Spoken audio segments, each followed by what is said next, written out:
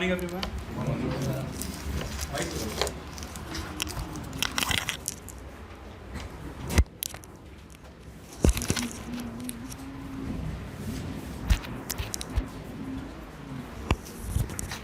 चलिए आज तो दोनों काम एक साथ हो जाएंगे, ऑनलाइन क्लास भी साथ ही चल रही है।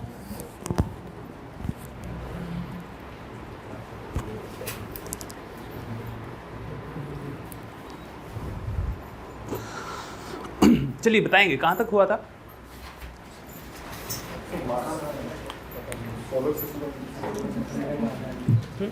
सोलर सिस्टम कर रहे थे।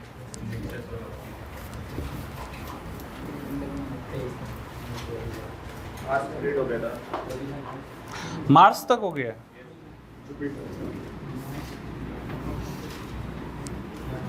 चलिए, ऐसा कोई स्टूडेंट है जो लास्ट सेशन में नहीं था हमारे साथ? आज ही के साथ आप आए हैं आज? अच्छा, कल की क्लास में नहीं थे आप? और भी दिख रहे हैं एक दो। आप कल नहीं थे सर? आज फर्स्ट डे है। कौन से एग्जाम को प्रिपेयर कर रहे हैं? पेपर कौन सा है? Paper GD constable. आपका भी सेम है? ठीक है। पीछे आप नए लग रहे हैं ना, या पुराने हैं? न्यू हैं। किस एग्जाम को प्रिपेयर कर रहे हैं? ग्राम सचिव। और कोई पेपर फिल कर रखा है? फीमेल कांस्टेबल फिल, ऐसा ही फिल किया? चलिए ठीक है। तो तैयारी करते थे इससे पहले, या सेल्फ स्टडी, या कहीं से कोचिंग किया? सेल्फ स्टडी कर रहे हैं। ठीक है। तो कोई एग्जाम दिया है इससे पहले? ओके ठीक है। पीछे आप सर? HSSC का सीईटी। ओके चलिए, एक टॉपिक चल रहा है जो आज के सेशन में आए हैं बच्चे। एक टॉपिक चल रहा है हमारा, सोलर सिस्टम पढ़ रहे हैं हम। यूनिवर्स को कंप्लीट होने वाला है, हार्डली 5 से 10 मिनट का रहता है। उसके कंप्लीट होते ही एक नया टॉपिक स्टार्ट होगा, वहाँ से आप लोग भी कवर कर जाएंगे। ठीक है, यहाँ से समझ आ रहा है, अच्छी बात है। नहीं तो वहाँ से कवर करना शुरू कर देना। 10 मिनट का और रहता है जस्ट सिर्फ ये।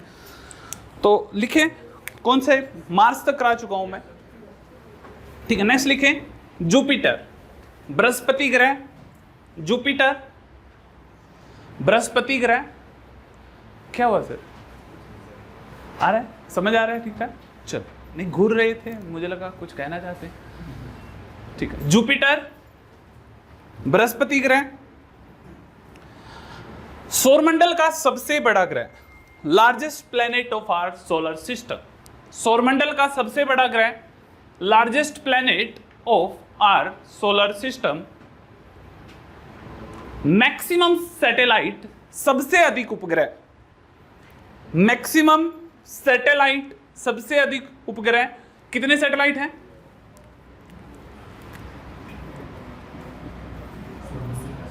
67। Yes, come in please. 67 satellite हैं इसके पास।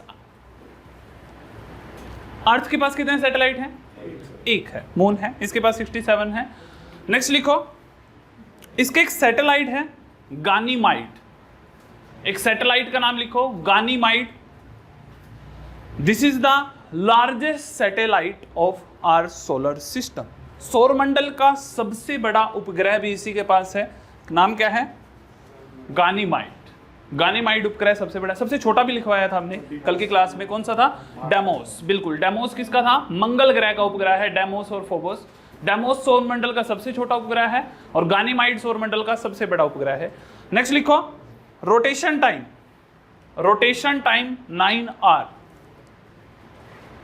रोटेशन टाइम 9 आवर, 9 घंटे में अपना एक चक्कर पूरा करता है। रिवॉल्यूशन टाइम, रिवॉल्यूशन समझते हैं? रोटेशन होता है परिभ्रमण, रोटेशन, और रिवॉल्यूशन होता है परिक्रमण। रिवॉल्यूशन सूरज के चारों तरफ का एक चक्कर, और रोटेशन खुद का एक चक्कर। इन सभी प्लैनेट के पास 2 मोशन है। ये कल प्लैनेट में मैंने बता दिया था कि प्लैनेट की डेफिनेशन क्या होती है, कैसे करते हैं। ओके, नेक्स्ट लिखे रिवॉल्यूशन टाइम पीरियड, परिघूर्णन।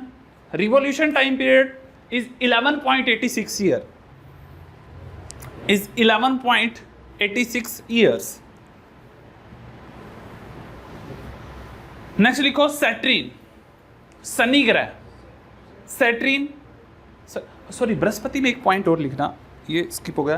बृहस्पति के बारे में एक बात और लिखो, this is called safety wall of earth. इसे पृथ्वी की सुरक्षा दीवार कहा जाता है। This is called safety wall of earth. क्यों कहा जाता है? एग्जैक्टली, बेहतरीन।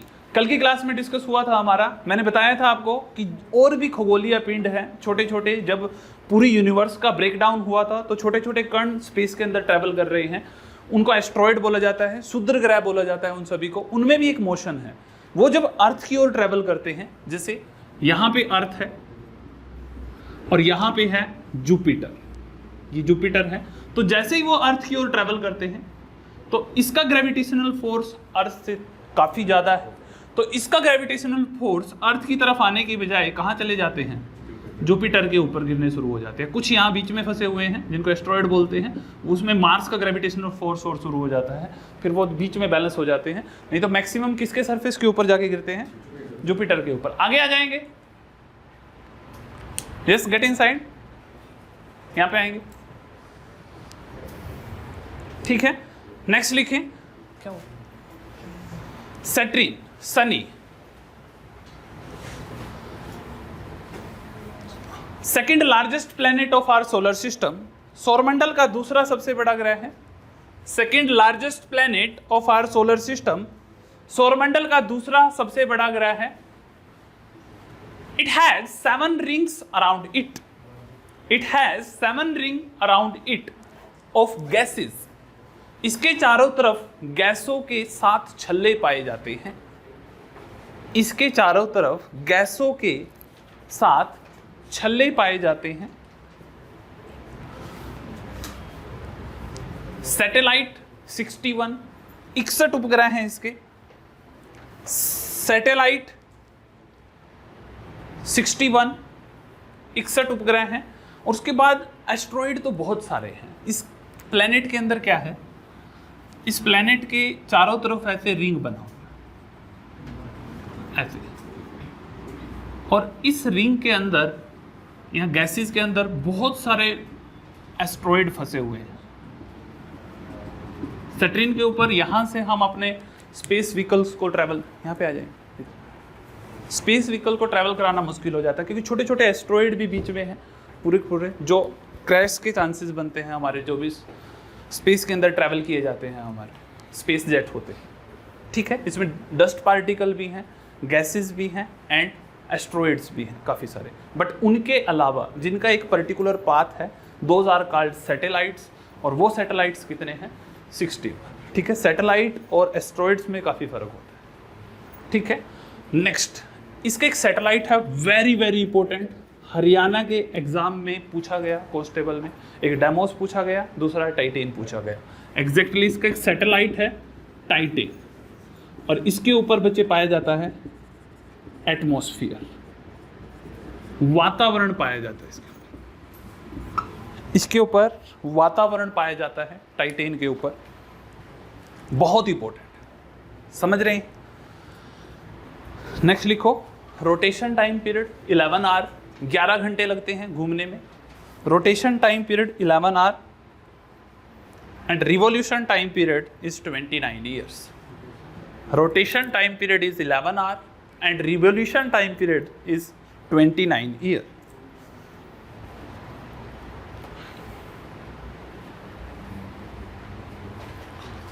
Next लिखो यूरेनस,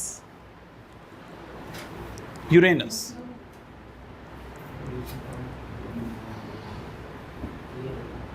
ठीक है। लिखो यूरेनस के बारे में। It's third largest planet of our solar system, सौरमंडल का तीसरा सबसे बड़ा ग्रह है।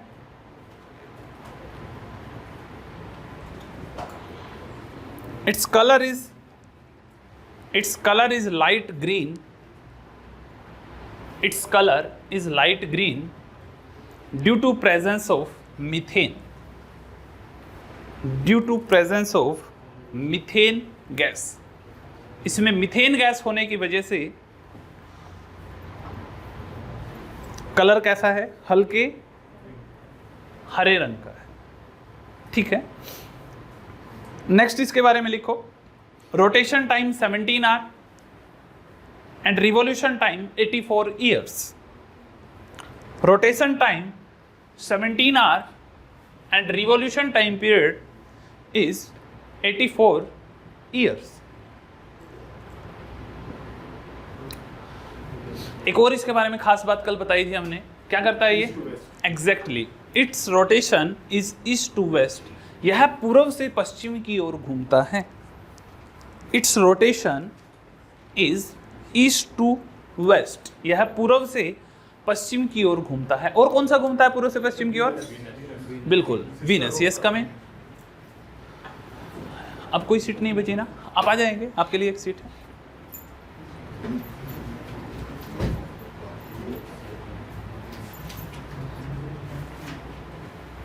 चलिए, ठीक है, वीनस। नेक्स्ट लिखें, ठीक है, फोकस, ठीक है, नहीं छेड़ना नहीं है, फोकस देख लो बस। चलो नेक्स्ट लिखें, नेपच्यून। नेपच्यून कोई प्रॉब्लम नहीं है इसके हिलने में, ये अभी लाइव नहीं है, आप इसके साथ ज़्यादा छेड़खानी गलत कर रहे हैं। ये रिकॉर्डेड सेशन ही जाना है ऑनलाइन बच्चों के लिए। तो लिखो Neptune, it's called sleeping planet. It's called sleeping planet और लेइंग प्लैनेट। इसको लेटे हुए या सोते हुए ग्रह के नाम से जाना जाता है। इसे लेटे हुए या सोते हुए ग्रह के नाम से जाना जाता है। क्यों? Why this is called sleeping planet? नहीं, हाँ ये भी कह सकते हैं रिवोल्यूशन टाइम पीरियड बहुत ज़्यादा है, बट ज़्यादा इंपॉर्टेंट ये है कि ये जो प्लैनेट है, जो हमारा नेपच्यून है, ये अर्थ कितना झुका है अपने एक्सिस पर? 23.5 डिग्री। ये अर्थ है, अपने अक्ष पर 23.5 डिग्री झुका है। And this tilt 98 degree. ये अपने एक्सिस पर कितने डिग्री झुका है? 98 डिग्री। यानी कि ये ऐसे नहीं घूम रहा है, ये ऐसे घूम रहा है। Are you getting my point? It's इस तरह से, ठीक है। This is the called sleeping planet. इसको लेटा हुआ या सोता हुआ ग्रह कहा जाता है। ये टिल्ट है 98 डिग्री अपने एक्सिस के ऊपर। सबकी अपनी एक्सिस है, कोई भी स्टेट नहीं है, सबकी एक एक्सिस है। कोई 16.7 पे है और सबकी अपनी एक्सिस है, बट याद नहीं करनी है, पेपर में नहीं पूछा जाता। पेपर में दो ही याद रखो, एक अर्थ की और एक नेपच्यून की, ठीक है। लिखो, rotation time period is 16 hour. Rotation time period is 16 hour and revolution time period is 165 years and revolution time period is 165 year। 165 साल लगते हैं इसको सूरज के एक चक्कर लगाने में, ठीक है। आप ऐसे भी लिख सकते हैं, एग्जाम में ऐसे भी पूछा गया है, 1 year is equal to 165 year। 1 year of earth is equal to 165 year of Neptune. पृथ्वी के एक साल नेपच्यून के 164 या 165 के आसपास लेता है। ये मोर देन 164 ईयर ही होता है। इतना टाइम लगता है नेपच्यून पे, यानी कि जो लोग रहेंगे उनको 165 साल के बाद उनको एक साल, अर्थ के 165 साल ट्रैवल हो जाए, ठीक है। यानी कि अर्थ 165 राउंड ले जाएगी सन के, तब तक ये एक राउंड लेगा सन का, ठीक है। नेक्स्ट लिखो, सैटेलाइट लिख लो। सैटेलाइट लिख लो इसका, टीट्रॉन। टीट्रॉन, टीट्रॉन, टीट्रॉन।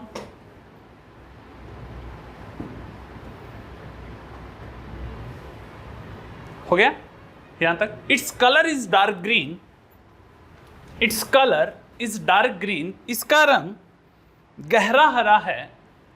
It's colour is dark green, इसका रंग गहरा हरा है due to presence of excess methane, अत्यधिक मात्रा में मीथेन गैस होने के कारण। अत्यधिक मात्रा में मीथेन गैस होने के कारण। The last one is Neptune. Sorry, Neptune तो हो गया, Pluto. The last one is Pluto. हालांकि प्लैनेट नहीं है, प्लैनेट की कैटेगरी में तो रखना ही नहीं है, बट फिर भी पूछा जा सकता है। प्लूटो, प्लूटो के बारे में लिखो, साल 2006 में प्राग सम्मेलन के दौरान साल 2006 में प्राग सम्मेलन के दौरान, प्राग सम्मेलन चेक कंट्री के अंदर हुआ था, चेक देश में, चेकोस्लोवाकिया है, चेक गणराज्य है, चेक रिपब्लिक है जो, उसके अंदर हुआ था। ठीक है, साल 2006 में प्राग सम्मेलन के अंदर हुई सहमति से इसे ग्रहों की श्रेणी से बाहर कर दिया गया। प्राग सम्मेलन के अंदर हुई सहमति से इसे ग्रहों की श्रेणी से बाहर कर दिया। क्यों कर दिया ग्रहों की श्रेणी से बाहर? एग्जैक्टली, बस एक ही कंडीशन को सेटिस्फाई नहीं किया इसने कि ये दूसरे प्लेनेट की एक ऑर्बिट को कट करता है। और प्लेनेट की डेफिनेशन में ये चीज ऐड हुई थी उस टाइम पे कि planet those have their separate orbit, एक अपनी एक अलग ऑर्बिट रखते हो, और इसकी अपनी एक ऑर्बिट ना होकर के इसने एक ऑर्बिट कट की, जिसकी वजह से इसको प्लेनेट की कंडीशन से बाहर किया गया। ठीक है, चलिए बच्चे, यहाँ पे हमारा सोलर सिस्टम कंप्लीट होता है। कोस्मो वगैरह मैं लिखवा चुका हूँ आपको, और कोई छोटी मोटी चीज़ याद आएगी उसको भी क्लास के साथ साथ चलते चलते हम डिस्कस कर लेंगे। अब पढ़ते हैं क्लाइमेट ऑन अर्थ, इसी का पार्ट है क्लाइमेट ऑन अर्थ, पृथ्वी की जलवायु, पृथ्वी के ऊपर क्लाइमेट कैसे बनता है, सीजन का फॉर्मेशन कैसे होता है, जो कल की क्लास में हमने थोड़ा सा देखा था, उसको आज डिटेल तरीके से पढ़ते हैं। यहाँ से जो नए स्टूडेंट आए हैं कवर करें, अब यहाँ से डाउट नहीं होना चाहिए आप लोगों को किसी भी तरह का। ठीक है, तो देखो अर्थ के ऊपर क्लाइमेट सीजन के चेंज होने का क्या रीजन है? रोटेशन, क्या रोटेशन उसके पीछे का रीजन है कि पृथ्वी घूम रही है? क्या रोटेशन से सीजन चेंज होते हैं? हाँ, रोटेशन से क्या निकलते हैं? Day and night. और रिवोल्यूशन से क्या निकलते हैं? सीजन्स, ऋतुएं। हाँ, ईयर्स तो निकलते ही हैं, बट सीजन्स। जब पृथ्वी अपनी जगह पर घूमती है, हमारे पास ग्लोब नहीं है, नहीं तो हम और अच्छे से समझाते हैं आपको। ये सन है, ये अर्थ है। जो अर्थ है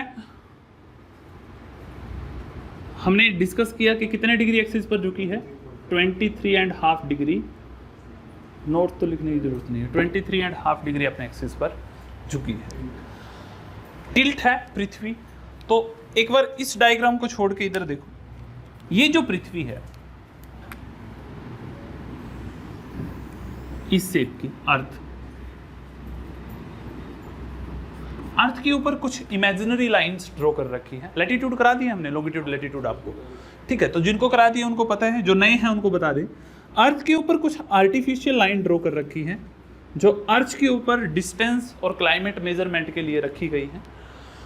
जैसे आपने सुना होगा भूमध्य रेखा, कर्क रेखा, मकर रेखा, और भी काफ़ी सारी हैं, ये सभी के सभी।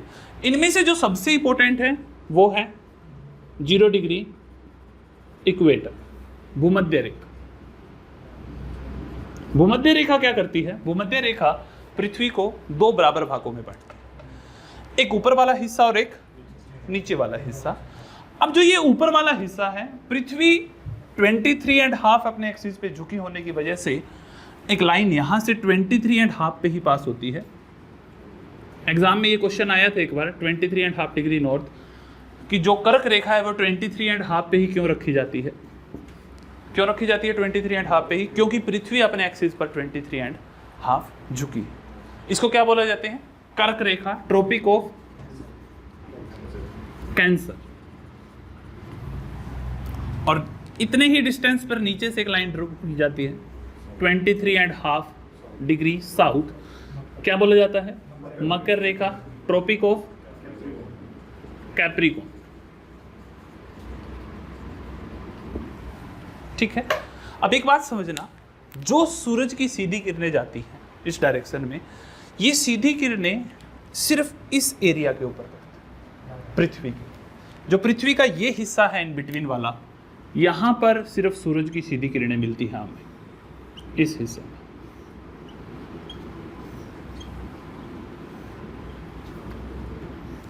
इससे बाहर स्ट्रेट लाइट अर्थ की नहीं जाती। और सीधी किरणें जब पड़ती हैं तो इसलिए इसको बोला जाता है ट्रॉपिकल रीजन। उष्ण कटिबंधीय अक्षेत्र। अब जो ट्रॉपिकल रीजन हुआ हमारा, अगर सूरज की सीधी किरणें आई हैं तो यही वो रीजन है जहां पर सबसे ज्यादा गर्मी होने वाली है। ठीक है, मैक्सिमम गर्मी को कौन फेस करेगा? यही रीजन फेस करेगा। जो ट्रॉपिक ऑफ कैंसर का रीजन होगा, यहाँ पे मैक्सिमम गर्मी होगी। अगर मैक्सिमम गर्मी होगी तो इवेपोरेशन भी यहीं पर सबसे ज़्यादा होगा, वाष्पोत्सर्जन, और इवेपोरेशन होगा तो रेनफॉल भी यहीं पर सबसे ज़्यादा होगा। तो इसी हिस्से में सबसे ज़्यादा धरती के बारिश होती है, और जहाँ बारिश होगी वहाँ पर क्या होंगे? पेड़ पौधे होंगे। तो सदाबहार वन कहाँ होंगे? इसी हिस्से में होंगे। ठीक है, पेड़ पौधों के साथ और क्या आएंगे? जीव जंतु, बैक्टीरिया और बायोडाइवर्सिटी, विविधता, अलग अलग जीवों की वैरायटी, पूरा इकोसिस्टम मैक्सिमम कहाँ देखने को मिलेगा? ट्रॉपिकल रीजन के अंदर। सबसे ज्यादा पॉपुलेशन भी ट्रॉपिकल रीजन के अंदर रहती है। आपको बात समझ आ रही है? ठीक है, एक गैस वर्क से भी आप लोग अब क्वेश्चन हैंडल कर लेंगे। अगर आपसे पूछा जाएगा तो आप इसको हैंडल करेंगे। अब अगली बात समझना, उसके बाद जो पृथ्वी की यहाँ पे सीधी किरणें, सपोज सन यहाँ पर ओवरहेड कर रहा है, यहाँ पे सीधी किरणें आ रही हैं, तो यहाँ पर आई सीधी किरणें, इससे आगे का जो अक्षेत्र है 66.5 डिग्री तक, इसको आर्कटिक सर्कल बोलते हैं। आर्कटिक कुछ नहीं है, ओशियन है यहाँ पे, आर्कटिक उसके नाम पे ही रखा गया है इसका नाम। आर्कटिक ओशियन है तो उसके अंदर से जाने वाली लाइन आर्कटिक सर्कल। ठीक है, यहाँ पर फिर सूरज की तिरछी किरणें पहुँचती, सीधी ना पहुँच करके कैसी पहुँचती हैं? तिरछी किरणें पहुँचती हैं। ठीक है, आप एक बात समझना, जो साइंस के स्टूडेंट हैं उनको तो आएगी, बट हमें तो सबको लेके चलना है साथ में। कंपटीशन में सिर्फ साइंस के स्टूडेंट को नहीं मांगा जाता, सबकी ज़रूरत है, हर टाइप के स्टूडेंट के लिए है।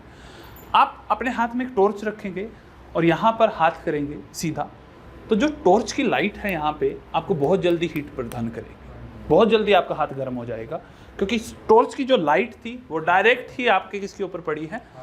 हैंड के ऊपर। उसको सरफेस मिला लाइट को होल्ड करने का, तो वहाँ पर उसने टेम्परेचर को इंक्रीज किया।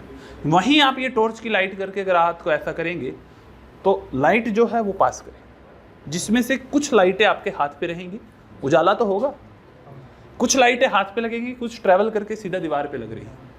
ठीक है, तो आपके हाथ पे जो कम लाइटें हैं उसकी वजह से यहाँ का टेम्परेचर भी क्या होगा? कम होगा, और जहाँ पर सीधी लाइटें पड़ी जा करके वहाँ का टेम्परेचर क्या होगा? बेशक वो आपसे दूर है, that doesn't matter, but temperature ज़्यादा कहाँ का मिलेगा? दीवार का मिलेगा, जहाँ पर टॉर्च की सीधी लाइटें गई। सन के केस में बिल्कुल एग्जैक्ट वही है। सन की जहाँ स्ट्रेट लाइटें आएंगी, सीधी किरणें आएंगी, वहाँ का टेम्परेचर ज़्यादा होगा, और जहाँ पर तिरछी किरणें जाएंगी वहाँ का टेम्परेचर क्या होगा? कम होगा। इस रीजन में कौन सी कंट्री आती हैं? पूरे यूरोप की कंट्रियाँ हैं, कनाडा आता है ऊपर का, यूके आता है, फ्रांस आता है, रशिया आता है। इन सभी कंट्री में आपके कोई ना कोई रिलेटिव गए होंगे, उनसे कभी टेम्परेचर पूछना। टेम्परेचर वेरिएशन इतना ज़्यादा नहीं होता, हाई टेम्परेचर फेस नहीं करते, मैक्सिमम 27-28 डिग्री का टेम्परेचर उनके पास होता है। ये एक अपर लिमिट है, इससे ज़्यादा नहीं जाता। अगर किसी जगह का जाता है तो वहाँ की एक अपनी क्लाइमेटिक कंडीशन, एक अलग तरह की क्लाइमेटिक कंडीशन है। वो डिपेंड करता है कि वो टेक्टोनिक प्लेट किस तरह की लोकेशन पे है, वहाँ पे फिर विंड्स कैसे आ रही है, ओशियन विंड कैसे एंटर कर रही है, मॉनसून एंटर कर रहा है नहीं कर रहा है, ह्यूमिडिटी कितनी डेवलप हो रही है, उन चीज़ों पे डिपेंड करता है। बट ओवरऑल अर्थ का नेचर इस तरह का है। ठीक है, ऊपर अगर तिरछी किरणें जा रही हैं यहाँ से, तो नीचे भी यही होगा, 66.5 तक, साउथ तक। इसको अंटार्कटिक सर्कल बोलते हैं। अंटार्कटिक कुछ नहीं है, ओशियन है यहाँ पे, उससे जाने वाली लाइन को क्या बोलते हैं? Antarctic circle. तो वहाँ पर भी सूरज की कैसी किरणें जाएंगी बच्चे? तिरछी किरणें जाएंगी, टिल्ट लाइट वहाँ पे ट्रांसपास करेंगी उस हिस्से पे। यहाँ का टेम्परेचर भी इसके सिमिलर हो, ऐसा ही टेम्परेचर डेवलप होगा, क्योंकि यहाँ भी सूरज की कैसी किरणें जा रही हैं? तिरछी किरणें जा रही हैं। ठीक है, समझ आ रहा है यहाँ तक? उसके आगे अब ये 66.5 ही क्यों होता है? वाई 66.5? 23.5 अर्थ किसके ऊपर झुकी है आपने? एक्सिस पर। 66.5 अर्थ का ऑर्बिट टिल्ट है। ऑर्बिट, सूरज के चारों तरफ का जो ऑर्बिट है वो कितना टिल्ट है? 66.5। इसलिए ये दो एंगल बनते हैं, 23.5 एक्सिस पे झुकी है और 66.5 अर्थ अपने ऑर्बिट के ऊपर झुकी हुई है। ठीक है, समझ आ रही है बातें? अब आगे बढ़ते हैं। इसके आगे का जो क्षेत्र है, यहाँ पर कौन सा रीजन है? पोलर रीजन, नॉर्थ पोल, और यहाँ पे कौन सा पोल है? South pole. जो ये पोलर रीजन है, यहाँ तक तो तिरछी किरणें आई, अब उसके बाद ये हिस्से पे कोई लाइट ही नहीं। ये डिपेंड करता है अब अर्थ की लोकेशन कैसी है। देखना, यहाँ से सन की लाइट जब इधर पड़ रही है तो नॉर्थ पोल ऊपर है, सन की तरफ नॉर्थ पोल है, तो सन नॉर्थ पोल के ऊपर क्या होगी? लाइट होगी, उजाला होगा नॉर्थ पोल के ऊपर। वहीं साउथ पोल क्या है? पीछे है, तो साउथ पोल पे क्या होगा? अंधेरा होगा। 24 घंटे में अर्थ एक चक्कर और लगा लेगी, फिर भी क्या होगा? अंधेरा ही होगा। जब तक अर्थ ट्रैवल करके कहाँ नहीं आएगी, आगे नहीं आएगी, यहाँ नहीं पहुँचेगी, तब तक क्या रहेगा? अंधेरा रहेगा। तो अर्थ को यहाँ से यहाँ तक आने में कितने महीने लगेंगे? 6 महीने। यहाँ से वहाँ तक जाने में वापस कितने महीने लगेंगे? 6 महीने। तो इसलिए 6 महीने तो दिन रहेगा नॉर्थ पोल पे, और अगले 6 महीने दिन रहेगा साउथ पोल पे। इस उत्तरी ध्रुव पे 6 महीने दिन रहेगा, और इस दक्षिणी ध्रुव पे फिर 6 महीने दिन रहेगा। ठीक है, जब यहाँ पर दिन होगा तो यहाँ पे क्या होगी? रात, और जब यहाँ पे रात होगी तो वहाँ पे क्या होगा? दिन होगा। ठीक है, बात समझ आई आप लोगों को? और ये ना सिर्फ एग्जैक्ट 6 महीने होता है, ऐसा नहीं होता कि ये 6 महीने है और बैलेंस चल रहा है, ये कम ज़्यादा होता रहता है। इनिशियल टाइम, जैसे चांद है, सीधा पूरा थोड़ी दिखता है, धीरे धीरे बढ़ता हुआ दिखता है, फिर धीरे धीरे कम होता हुआ दिखता है। क्यों? रोटेशन ऐसे चल रही है। अर्थ पे भी यही होगा। सबसे पहले नॉर्थ पोल पे क्या होगा? 22 घंटे का दिन होगा तो 2 घंटे की रात होगी। ठीक है, फिर 21 घंटे का दिन होगा, 2 घंटे की रात। इवन कि कुछ दिन तो ऐसे भी हो जाते हैं कि उधर सनसेट हो रहा था और उधर से सनराइज भी हो गया वापस। 15-20 मिनट की रात उनको देखने को मिली कि सूर्य अस्त हुआ, फिर सूर्य, जो भोर का समय होता है, भोर देखते हैं बस वो, उससे ज़्यादा अंधेरा नहीं देखते हैं, भोर का समय आता है उनके पास। अब धीरे धीरे करके फिर 20 घंटे का दिन, 4 घंटे की रात, फिर 22 घंटे का, ऐसे धीरे धीरे धीरे करके फिर वहाँ पे रातें बढ़ी, 22 घंटे की, 20 घंटे की रात और 4 घंटे का दिन। फिर ऐसे ही सन निकलेगा और छिपेगा तुरंत, फिर रात वापस। इसको फेस करते हैं। इसका एग्जाम्पल है, एक कंट्री है यहाँ पे जो 66.5 को क्रॉस करती है, आगे निकल जाती है, दैट इज नॉर्वे। नॉर्वे देश के लोग यही फेस करते हैं। बिल्कुल, जो कंट्री 66.5 को क्रॉस करेगी ऊपर, उन सभी के अंदर यही होगा। ठीक है, साउथ में रहते नहीं है, नॉर्थ हेमिस्फीयर के ऊपर ज़्यादा पॉपुलेशन है। ठीक है, समझ आए हैं यहाँ तक? अब सन ओवरहेड कैसे करता है, इस बात को और समझना बच्चे। जो ये सन है, देखो, जब पृथ्वी यहाँ है तो यहाँ से तो इक्वेटर जा रहा है 0 डिग्री, यहाँ से 23.5 साउथ जा रहा है, और यहाँ से 23.5 नॉर्थ जा रहा है। ठीक है, तो जो सूरज की सीधी किरणें हैं वो किसके ऊपर पड़ रही है? सूरज की सीधी किरणें किसके ऊपर पड़ रही हैं? कर्क रेखा के ऊपर। समझ आई मेरी बात? तो जो नीचे वाला हिस्सा है वहाँ पे क्या है? अंधेरा है। तो जो कर्क रेखा के ऊपर जब पड़ेगी सूरज की सीधी किरणें, ये कर्क रेखा कहाँ पर है? यहाँ पर। तो जो ऊपर वाला हेमिस्फीयर है इसमें क्या होगी? गर्मी। और नीचे वाले के अंदर क्या होगी? सर्दियों का सीजन चल रहा है। जब सूरज यहाँ पे होगा तो क्या होगी? ऊपर वाले हेमिस्फीयर में गर्मी। फिर सन ओवरहेड करते करते कहाँ जाता है? इक्वेटर पे। क्यों? जैसे जैसे पृथ्वी आगे बढ़ेगी, यहाँ आएगी इस हिस्से पे, पृथ्वी जब यहाँ पहुंची, ये तो जा रही है कौन सी? 23.5 नॉर्थ, ये जा रहा है कौन सा? 0 डिग्री, और ये जा रहा है 23.5 साउथ। तो सनलाइट किसके ऊपर आ रही है? सीधी इक्वेटर। देखिए ये मैप में आपको ऐसे लग रहा है क्योंकि ड्राइंग थोड़ी सी अलग है, अगर रियल होता तो आपको सही समझ आ रहा होता। अब ड्राइंग में इक्वेटर यहाँ है, अब इक्वेटर के ऊपर जब सन की सीधी लाइट पड़ेगी तो दोनों हिस्सों में क्या जाएगी? बराबर रोशनी जाएगी। ठीक है, तो जब बराबर रोशनी जाएगी तो दोनों हेमिस्फीयर के ऊपर मौसम कैसा होगा? इक्वल होगा, ऑलमोस्ट इक्वल होगा। जब अर्थ इक्वेटर ट्रॉपिक ऑफ कैंसर के ऊपर होती है, वो तारीख है 21 जून। 21 जून आप सबसे बड़ा दिन बोलते हो इसको, बोलते हैं ना कि बड़ा दिन आ गया है। तो बड़ा दिन क्या है? बड़ा दिन का मतलब जो सन है किसके ऊपर ओवरहेड कर रहा है? ट्रॉपिक ऑफ कैंसर के ऊपर। इस टाइम पे सबसे ज़्यादा सन आपको दिखेगा क्योंकि सन आपके सर के ऊपर से जा रहा है। एग्जाम्पल और दे देता हूँ, गर्मियों के टाइम पे सन आपको कैसे फील होता है? बिल्कुल सर के ऊपर से जा रहा है। और सर्दियों में कैसे फील हो रहा है? दूर से जा रहा है, क्योंकि आप कहाँ रहते हैं? आप यहाँ रहते हैं भाई। तो जब सन इतनी पास से निकलेगा तो ऊपर ही लगेगा, और जब सन यहाँ से जाएगा क्रॉस होके तो आपको नीचे दिखेगा, दूर दिखेगा, ठीक है। जब सन इसके ऊपर से ओवरहेड करता है इक्वेटर के ऊपर, दिस इज 23 ऑफ सितंबर, 23 सितंबर को ये काम हो रहा होता है। तो 23 सितंबर को कैसा मौसम है? बैलेंस है, गर्मी थोड़ी है, सर्दी भी नहीं है, बैलेंस है, क्योंकि दोनों हेमिस्फीयर के ऊपर कैसी एनर्जी जा रही है? इक्वल लाइट जा रही है, तो इक्वल टेम्परेचर जाएगा। उसके बाद जो है ये बना लिया आपने, मैं इसको रब करूंगा अभी, ये जरूर बना लेना। उसके बाद सन ओवरहेड करते हुए कहाँ पहुंचेगा? कैप्रिकॉन के ऊपर, ट्रॉपिक ऑफ कैप्रिकॉन। ये कौन सी डेट होती है? 22 दिसंबर। 22 दिसंबर को सन किसके ऊपर होता है? ट्रॉपिक ऑफ कैप्रिकॉन के ऊपर। तो जैसे ही सन नीचे वाले हेमिस्फीयर में पहुंचा, तो नीचे वाले हेमिस्फीयर में क्या है फिर? गर्मियां, और ऊपर वाले हेमिस्फीयर में क्या है? सर्दियां। वो गर्मियां, जैसे ऑस्ट्रेलिया है, यहाँ पे इस हिस्से में ऑस्ट्रेलिया है, तो ऑस्ट्रेलिया के अंदर लोग क्या फेस करेंगे?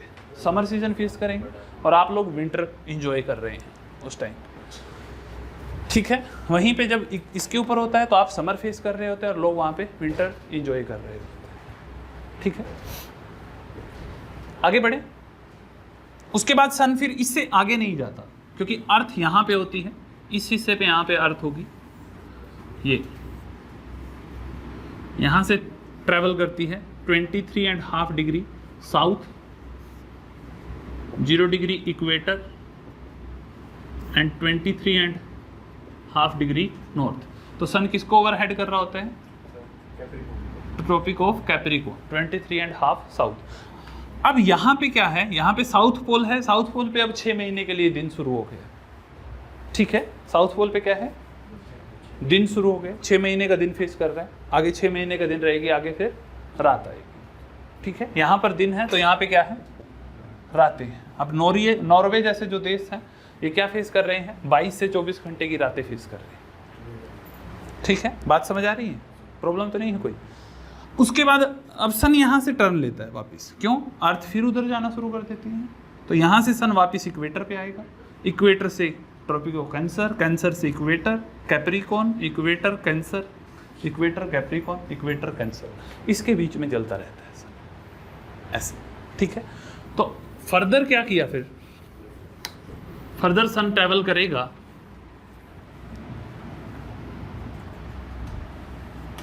अर्थ ट्रैवल करेगी, यहां पहुंचेगी, और फिर सन किसको ओवरहेड करेगा? इक्वेटर को, 23.5 नॉर्थ उधर रह जाएगा और 23.5 साउथ उधर रह जाएगा। इक्वेटर के ऊपर होगी स्ट्रेट लाइन, और जब इक्वेटर के ऊपर होगी स्ट्रेट लाइन, ये टाइम कौन सा होता है? 23 ऑफ मार्च। और टाइम कैसा है? वेदर कैसा होता है? मौसम इज ऑसम, अच्छा लगता है, प्लीजेंट लगता है हमें मौसम, क्योंकि ना तो ज़्यादा टेम्परेचर है और ना कम है, अच्छा सा मौसम हो जाता है एकदम, ठीक है। उसी टाइम पे तुरंत वैलेंटाइन भी ख़त्म हुआ होता है, ठीक है, ताज़ा ताज़ा माहौल एकदम गर्मा गर्म जोशी का होता है कि नहीं होता है? चलो, यहाँ से फिर सन कहाँ ट्रैवल करता है आगे?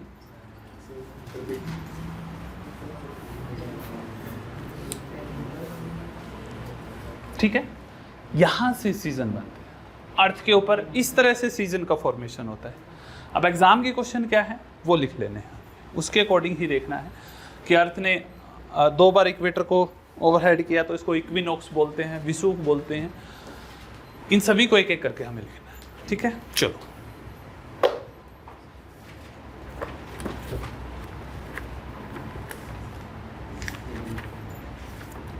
प्रेशर बेल्ट तो नहीं कराई ना मैंने अभी? प्रेशर बेल्ट पढ़ा दी है? नहीं पढ़ाई, ठीक है। चलो लिख लो, season and climate on the earth पढ़ रहे थे हम लोग।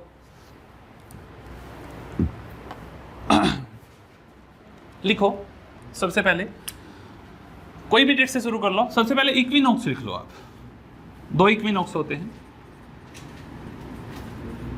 इक्विनॉक्स, विषुक, 2 विषुक होते हैं, इक्विनॉक्स, विषुक। सन 2 बार, इक्विनॉक्स का मतलब है, लिख लो, जब सूर्य भूमध्य रेखा के ऊपर होता है उसको इक्विनॉक्स बोलते हैं। जब सूर्य भूमध्य रेखा के ऊपर होता है उसको इक्विनॉक्स बोलते हैं हिंदी में, सॉरी इंग्लिश में। When sun overhead the equator that called equinox. When sun overhead the equator called equinox,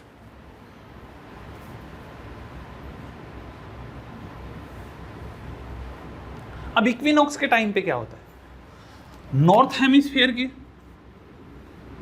और साउथ हेमिस्फीयर के डेज एंड नाइट्स इक्वल होते हैं। उत्तरी गोलार्ध और दक्षिणी गोलार्ध पर होने वाली दिन रात का साइज क्या होता है, इक्वल होता है। रातें लंबी नहीं होती, रातें लंबी तो खैर कुछ लोग वैसे ही कर लेते हैं भावनाओं में, कांटे नहीं कटती उनकी, वो तो बात अलग है। बट वैसे इस समय पे भी क्या है, बैलेंस है, रातें यहाँ पर बैलेंस रहेंगी, ठीक है। बाकी सभी आपकी भावनाएं हैं, उनको साइड करके ज्योग्राफी को सीखें। नेक्स्ट लिखे सोलेस्टिस, संक्रांति। इक्विनॉक्स पे यही है, day and night are equal on both the hemisphere. Next solstice लिखो, SOLSTICE, SOLSTICE, सोलेस्टिस, संक्रांति।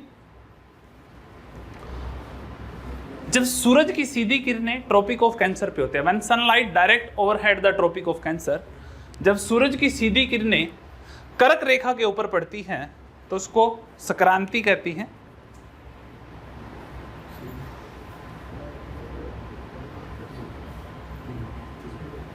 तो उसको संक्रांति कहते हैं।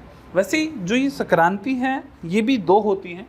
मैंने क्या लिखवाया, ट्रॉपिक ऑफ कैंसर लिखवाया ना लास्ट में, ऐड करके और लिख लो, and tropic of Capricorn, and tropic of Capricorn मकर रेखा के ऊपर। जब कर्क रेखा और दोनों के मकर रेखा के ऊपर पड़ती है, दोनों ही क्या होती हैं, संक्रांति होती हैं। बस जब ट्रॉपिक ऑफ कैंसर के ऊपर होती है उसको क्या बोलते हैं, ग्रीष्म संक्रांति। हमारे यहाँ पे सीजन के साथ है, गर्मियों में आती है। जब कैंसर के ऊपर होती है तो क्या होती है, गर्मियाँ होती हैं, ठीक है। तो लिख लो समर, समर सोलिस्टिस, पहला ए पॉइंट लिखो, summer solstice, summer solstice. Hindi में लिखो करक संक्रांति, हिंदी में करक संक्रांति। अब करक संक्रांति पे क्या होता है, कितनी तारीख की होती है, 21 जून, 21 ऑफ जून को होती है। तो अब हम कहाँ रहते हैं, उत्तरी गोलार्ध पर रहते हैं, तो नॉर्थ हेमिस्फीयर पे दिन क्या होंगे, बड़े होंगे, और साउथ हेमिस्फीयर पे दिन क्या होंगे, फिर छोटे होंगे।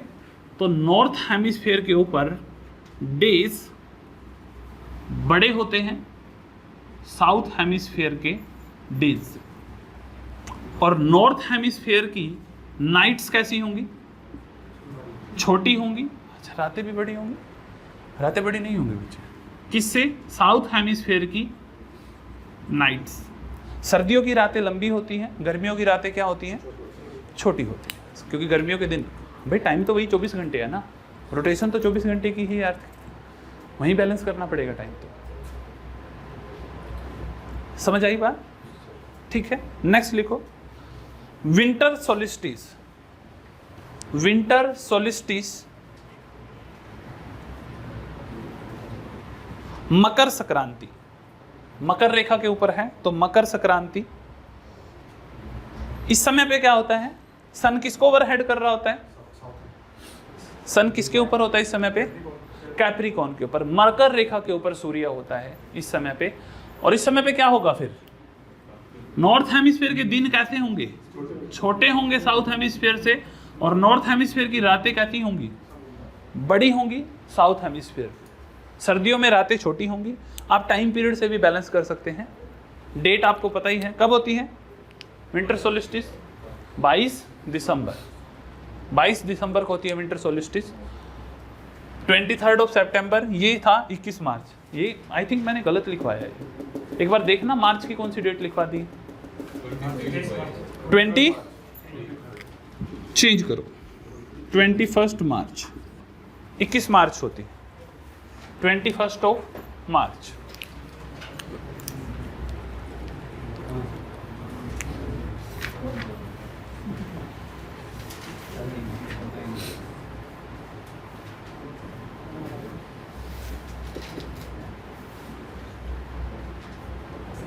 ठीक है, नोट किया है यहाँ तक, समझ आ गए सीजन का फॉर्मेशन कैसे होता है। इस समय पे एक सन एंड अर्थ के बीच का जो डिस्टेंस होता था उससे क्वेश्चन आते हैं। कल की क्लास में हमने डिस्कस किया था वो, बिल्कुल, उसमें भी आई थिंक एक डेट मैंने कल गलत लिखवाई है। ये सन है, अर्थ एक बार सन के सबसे दूर होती है, कितना डिस्टेंस होता है 15.2 करोड़ किलोमीटर। पृथ्वी की सूरज से सबसे अधिक दूरी कितनी है 15.2 करोड़ किलोमीटर। और जब अर्थ सूरज के सबसे पास होती है तो डिस्टेंस कितना होता है, डिस्टेंस होता है 14.7 करोड़ किलोमीटर, 14.7 करोड़ किलोमीटर की दूरी होती है जब पृथ्वी से पास होती है। तो जब सन और अर्थ के बीच में मिनिमम डिस्टेंस होता है उसको बोला जाता है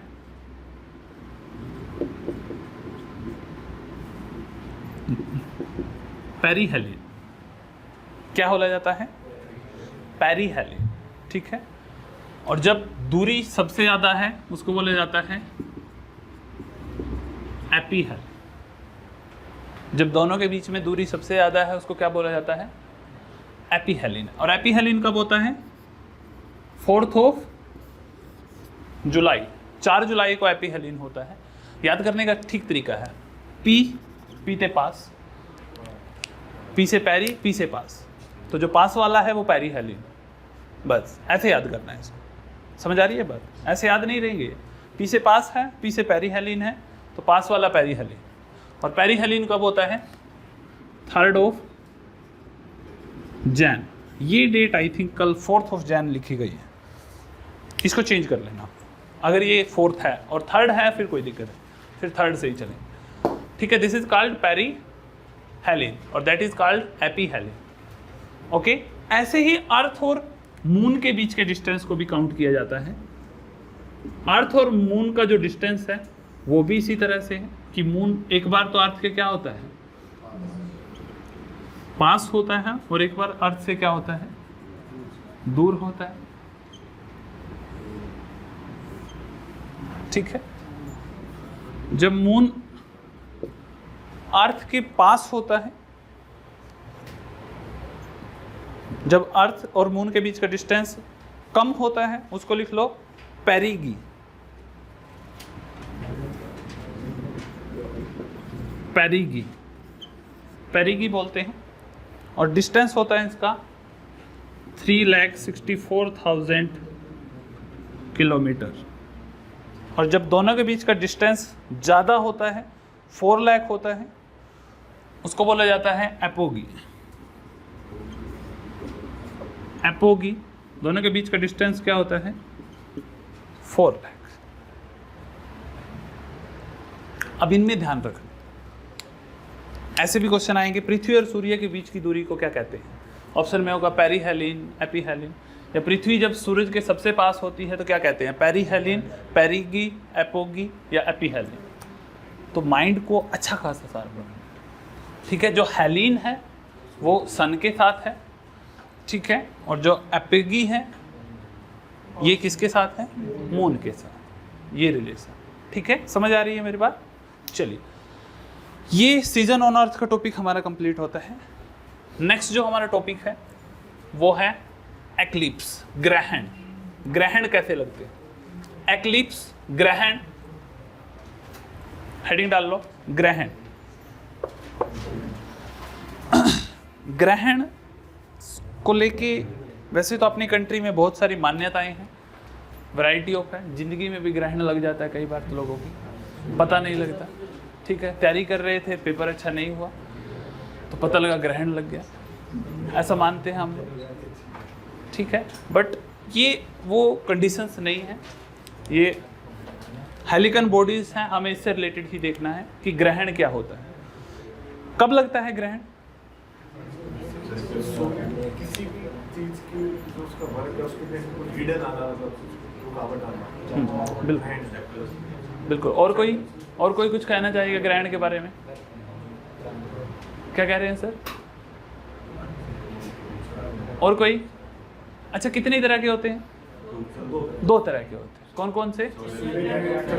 हाँ बिल्कुल, solar eclipse and lunar eclipse, सूर्य ग्रहण और चंद्र ग्रहण। चंद्र ग्रहण कब लगता है? सस्ता क्वेश्चन इसका यही है, मैक्सिमम यही आ जाता है। चंद्र ग्रहण कब लगता है? रात को। क्या बात, देख रहे हैं आप? मतलब सूर्य और पृथ्वी के बीच में क्या आ जाता है? चंद्रमा आ जाता है, तो चंद्र ग्रहण लग जाता है।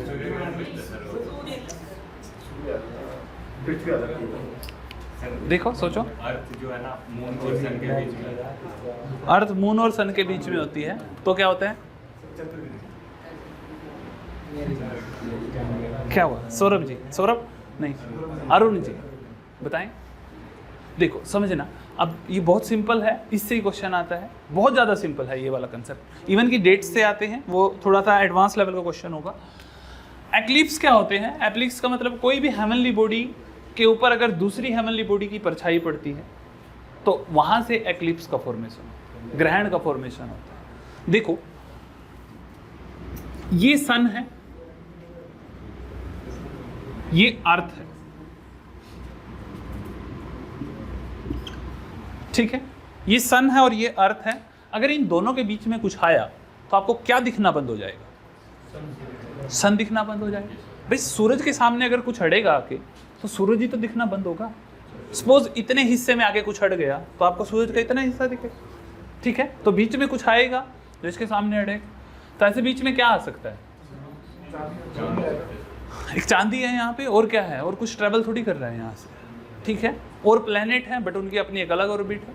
उनका जो एक्लिप्स लगता है बहुत लंबे टाइम का लगेगा, कभी लगेगा, ऐसे पॉसिबिलिटी ही नहीं है किसी भी तरह की।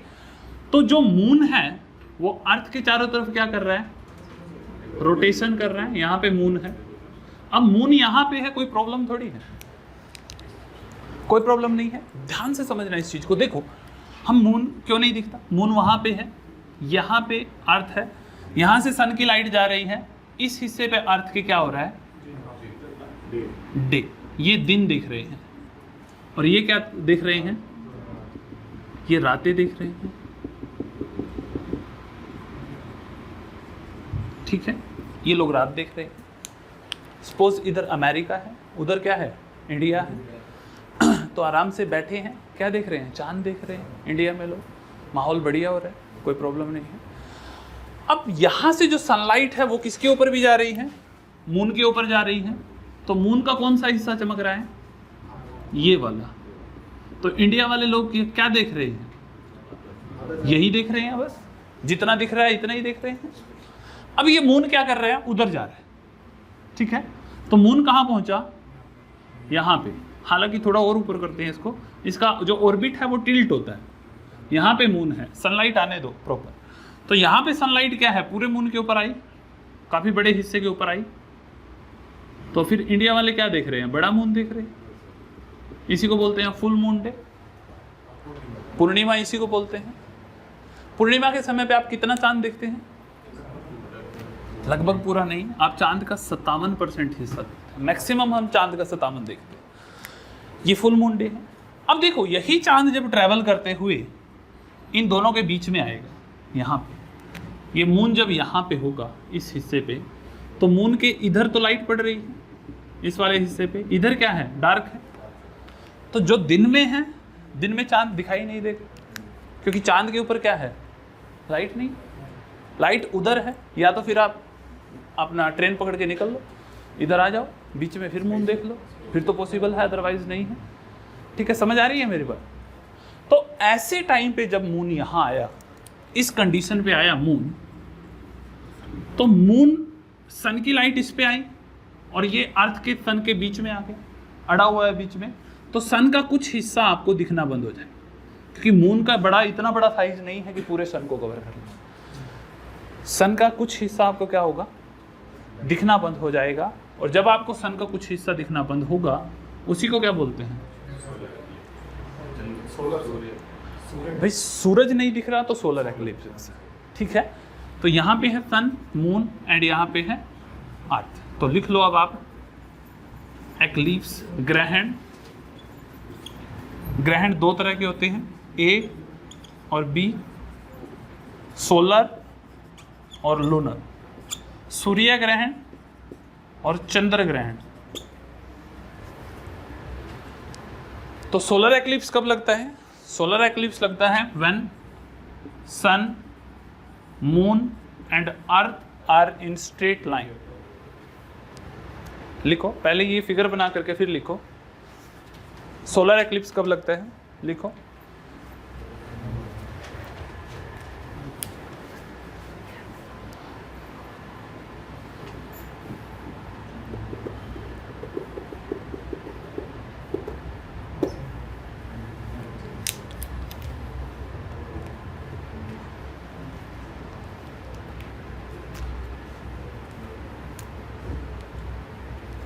ठीक है, समझ आ रहा है?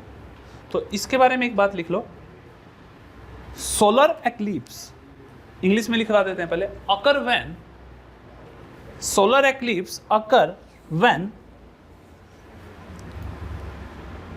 सन, moon and earth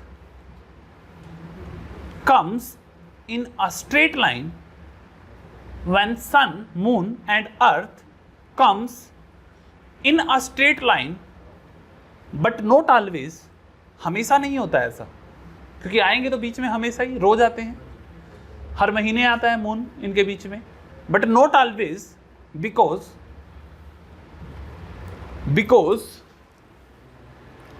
moon orbit is 5 degree tilt then earth orbit. Moon orbit is 5 degree tilt then earth orbit. Hindi में लिखें, tilt then rather than earth's orbit, पृथ्वी की ऑर्बिट से 5 डिग्री और झुकी हुई। हाँ, हिंदी में लिखो, सूर्य ग्रहण तब लगता है जब सूर्य और पृथ्वी के बीच में चंद्रमा आता है। सूर्य ग्रहण तब लगता है जब सूर्य और पृथ्वी के बीच में चंद्रमा आता है, और यह हमेशा नहीं होता, और यह हमेशा नहीं होता क्योंकि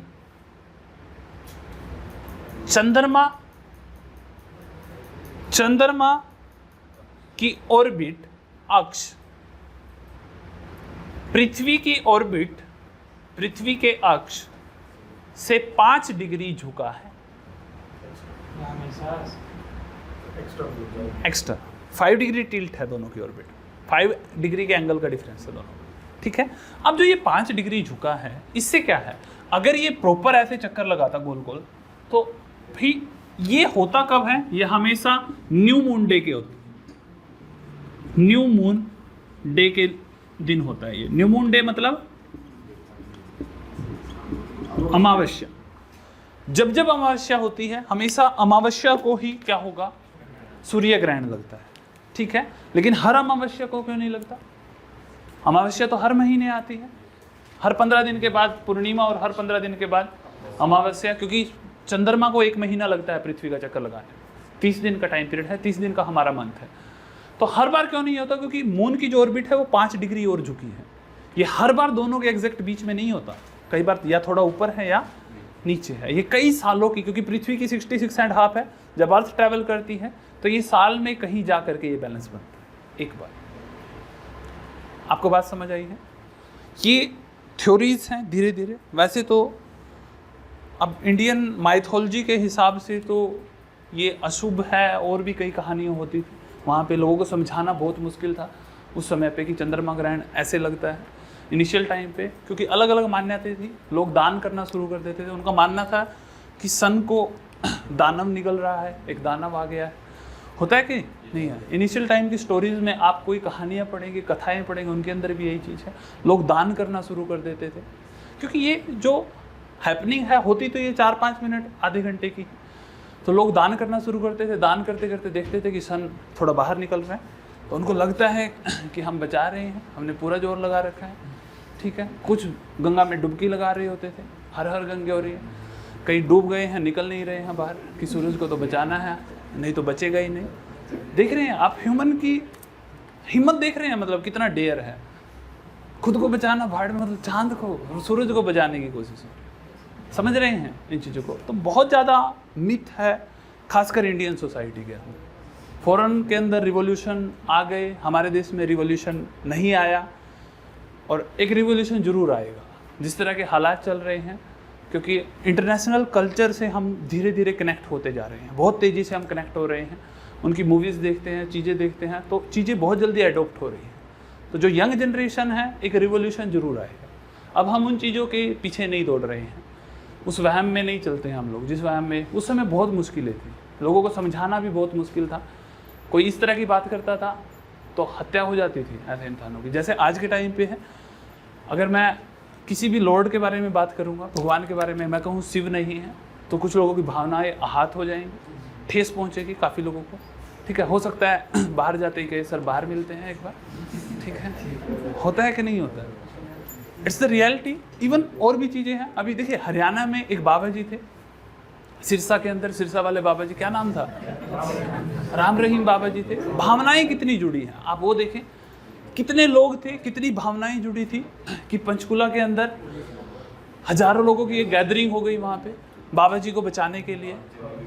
ठीक है, फिर पता लगा खुद को ही बचा नहीं पा रहे हैं, बाबा जी को बाद में बचाएंगे। ठीक है, खुद के हालात गंभीर हो गए हैं। दिख रहे हैं, the person was criminal but still people had sympathy and they were just thinking to die. बहुत से लोग ऐसे हैं जो मरना पसंद करेंगे उनके लिए, क्योंकि पिताजी हैं। ठीक है, होता है, आप में से तो कोई नहीं है। हाँ, हालांकि क्रेज तो अब काफ़ी कम हो गया है। बहुत सारे लोग थे, कॉमन चल रहा था, वो गले में एक का लॉकेट डाला होता था। जैसे ही बाबा जी के ऊपर वर्डिक आया, कईयों ने तो लॉकेट निकाल लिया तुरंत ही, कह रहे कि अब बहुत बेइज्जती होने वाली है मार्केट में, अब ये लॉकेट ठीक नहीं है। बहुत लोगों ने फॉलोअर्स हटे, लेकिन कुछ फिर भी एक हाई लेवल के फॉलोअर थे। One person was just studying with me. He completed master with me from Kurukshetra University, and I remember the person.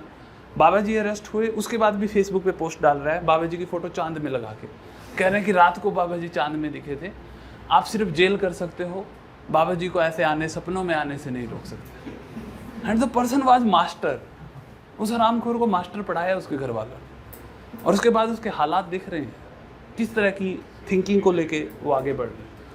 तो बहुत कॉमन है, पहले भी ये दिक्कतें थी, आज भी हैं, आगे भी रहेंगी।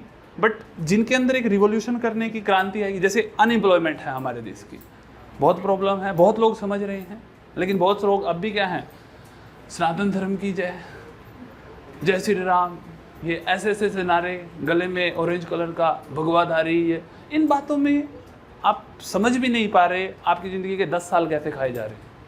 आपको 10 से 12-15 साल के बाद पता लगेगा वो सब कुछ तो ऐसे ही थी, but some people were ruling, और वो अपने तरीके से इंजॉय किया और आप निकल गए, यू आर एम्प्लॉयड, अनएम्प्लॉयड। आप ऐसे ही रह जाओगे 10 साल के बाद अगर इस डायरेक्शन में निकल गए। कई लोग हैं, अभी डिपार्टमेंट से हैं हम, पुलिस से, तो कई लोगों को अरेस्ट करते, पीट दिया। क्यों पीट दिया? गाय लेके जा रहा था। तू कौन पीट रहा है भाई? तुम्हें कौन कह रहा है तुम्हें गाय बचानी? There are the law, there are the constitution, police system, everything justice से चल रहा है देश, कॉन्स्टिट्यूशन इसको रन कर रहा है। लेकिन कुछ ऐसे ही 10-20 लोगों का ग्रुप बनता है, बीफ पकड़ लिया, 4-5 लोगों को पीट के निकल गए। देख रहे हैं हालात क्या हो रहे हैं। और ये सिर्फ हिंदू के लिए नहीं हो रहा है, सेम दूसरी कम्युनिटी में भी यही हाल है, उनके अंदर भी यही है। उनकी भावनाएं आहत हो जाती हैं 1 मिनट में, वो मारने काटने पे उतर जाते हैं। सोशल इनजस्टिस फैलता जा रहा है हमारी कंट्री में, देखा आपने। मैंने रिसेंटली अभी ईद गई है, मैंने पोस्ट डाल दिया वैसे ही, एक हिंदू मुस्लिम ब्रदर्स एंड धर्म कोई बुरा नहीं होता, इंसान बुरा होता है, और नीचे लिख दिया ईद मुबारक ऐसे। तो तुरंत रिएक्शंस आने शुरू। सबसे पहला रिएक्शन 9 लोगों का व्यू था, उनमें से एक का रिएक्शन कह रहा कभी अपने धर्म का लगाया है तूने? पहला, ठीक। फिर दूसरा लिखा, उसमें भाईचारा लिखा हुआ था। दूसरा फिर कमेंट आया, ये भाई नहीं हमें सिर्फ चारा समझते हैं, भाई हटाओ, सिर्फ चारा समझते हैं। दिख रहे हैं मतलब लोगों का दिमाग कहाँ था। आप मुझे ऑनेस्टली बताओ, आप में से किसी ने सफ़र किया, किसी मुस्लिम ने आपको हर्ट किया है कभी? रेज योर हैंड अगर एक पर्सन भी ऐसा है जिसको मुस्लिम ने हर्ट कर।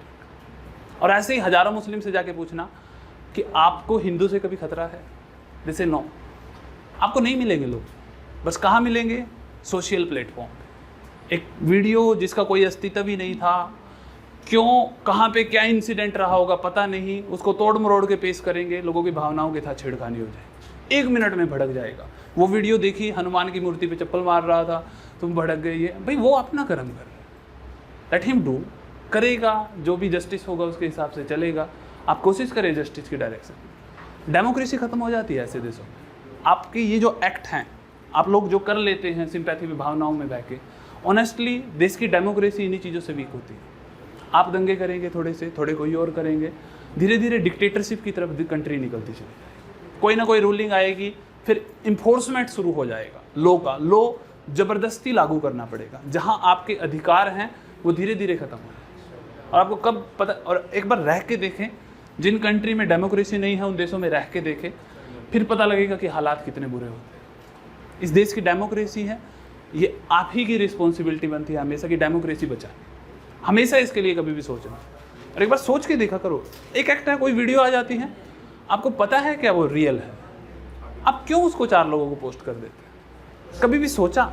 1 मिनट सिर्फ उन फोटो को मैच भी करोगे, कुछ तो इतनी घटिया होती है कि 2 मिनट में वहीं पता लग जाता है कि they are not real. Video में ही क्लियर होते हैं उन लोगों के, आपको गूगल करना या कहीं से स्टडी करने की ज़रूरत नहीं पड़ती, 1 मिनट नहीं लगता। एक और कुछ पॉलिटिशियन भी ऐसे हो गए हैं, उत्तराखंड के पीएम जो सीएम है उन्होंने कहा कि गाय ऑक्सीजन छोड़ती है,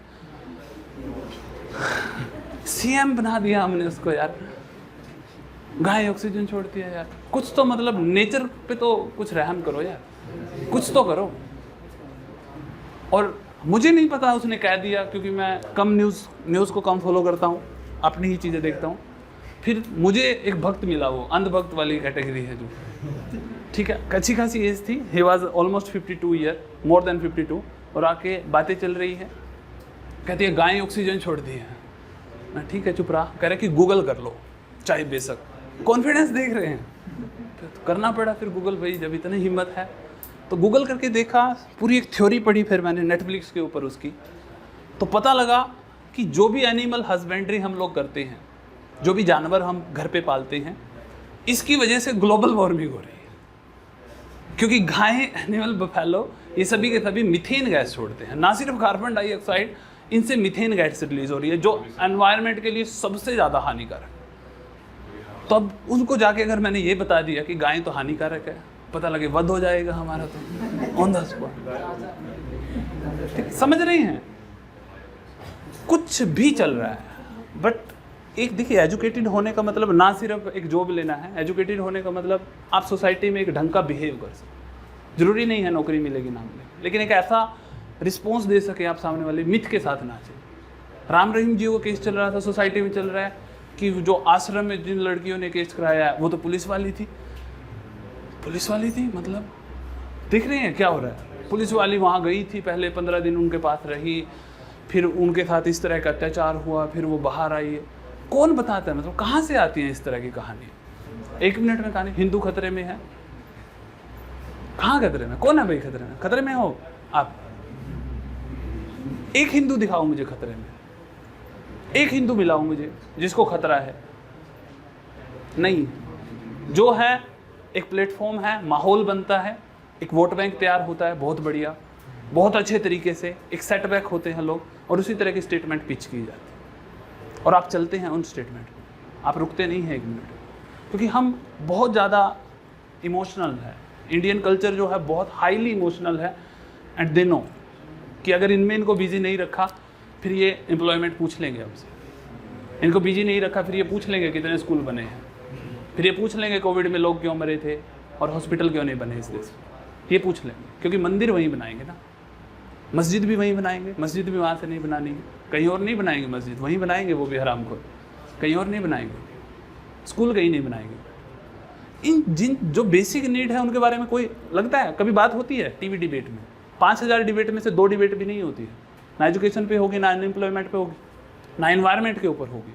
बात होगी कभी देख लेना, या तो पाकिस्तान पे बात होगी, पहली बात तो वही होगी। जब सब कुछ खत्म हो जाता है फिर दिखाने लग जाते हैं हमारे पास इतनी मिसाइल हैं, हमारे पास इतने बॉम्ब हैं, पाकिस्तान पे इतने गिर गए तो इतना हिस्सा खत्म हो जाएगा।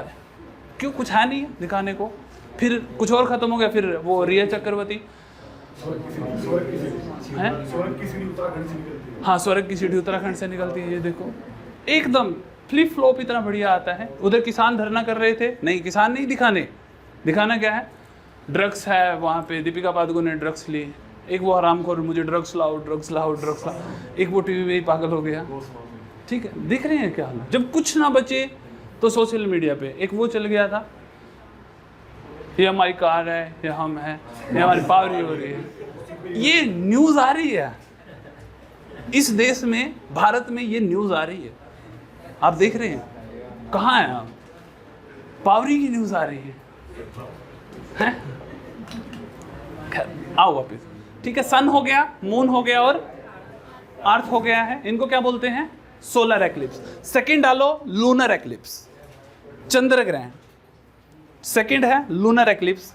मेरी एक सिंपल रिक्वेस्ट है, मैं नहीं कहता कि मेरे साथ चलना है इस साइड, मैं लोगों से बात भी नहीं किया करता। आप स्टूडेंट हैं मेरे, मैं अक्सर उनसे कर लेता हूँ। जस्ट कभी भी कुछ देखो, सिर्फ इतना कर लेना, उसके बैकएंड का कुछ पढ़ लेना, कोशिश करना, एक बार गूगल करना, कहीं से फैक्ट स्टडी करने शुरू कर देना, कुछ ऐसी चीज़ें जरूर कर लिया एक बार, कोई भी चीज़ आगे भेजने से पहले।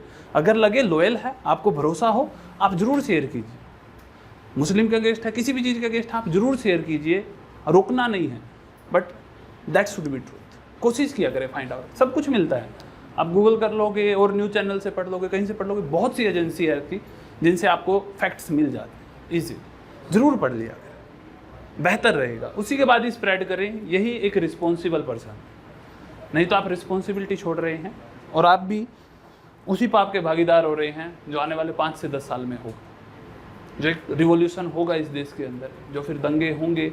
You are the responsible. वो हर इंसान रिस्पॉन्सिबल है जिसने ऐसा इरिस्पॉन्सिबल एक्ट किया था, जिसने वो बेवजह वीडियो शेयर की थी, डाटा शेयर किया था, वो हर इंसान जिम्मेदार है उसके पीछे। और उस आग में एक घर नहीं जलता भी, हर कोई जलता है, कुछ नहीं बचता, फिर नहीं देखा जाता कौन कहाँ था। दिल्ली के अंदर जो हिंदू मुस्लिम के रियोट्स हुए हैं, दंगे हुए हैं, उनके नेबर ने उनके घर नहीं जलाए हैं, उनके पड़ोसी उनको बचा रहे थे। 10 हिंदुओं के घर में अगर 2 मुसलमान रह रहे थे, उन्होंने बचाया है, उन्होंने हिंदुओं को वहाँ से भगाया है।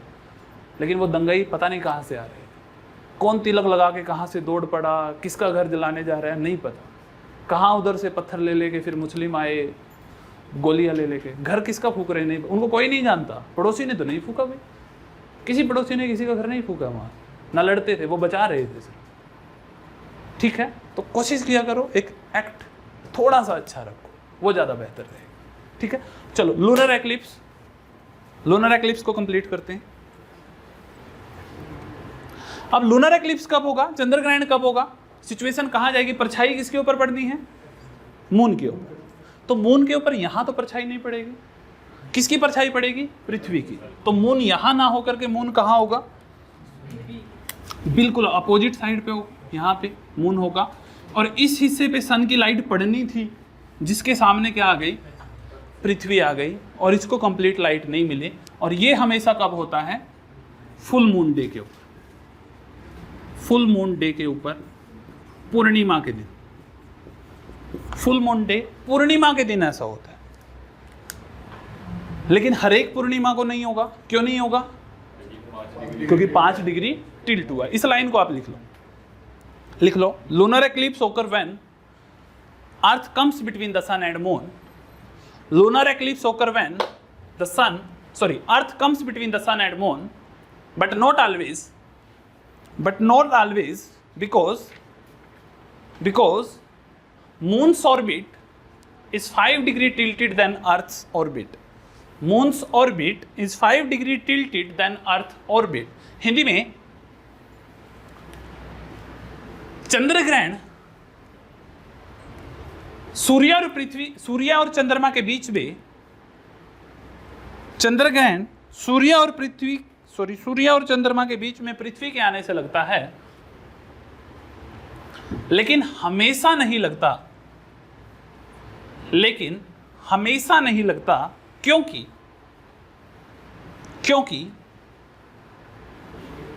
चंद्रमा का ऑर्बिट पृथ्वी के ऑर्बिट से 5 डिग्री झुका है।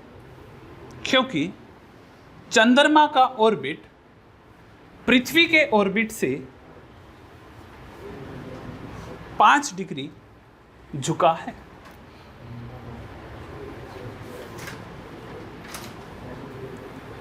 ठीक है, तो यहां पर हमारा एक्लिप्स कंप्लीट होता है। बस ये ध्यान रखना, फुल मून डे पे लगते हैं हमेशा क्या, चंद्र ग्रहण, और न्यू मून डे पर क्या लगते हैं हमेशा, सूर्य ग्रहण। यहां तक का सेशन कंप्लीट करते हैं बच्चे। एक और क्लास होगी आप लोगों की अभी सेकंड। चलिए नेक्स्ट सेशन में मिलते हैं Monday. Have a nice day.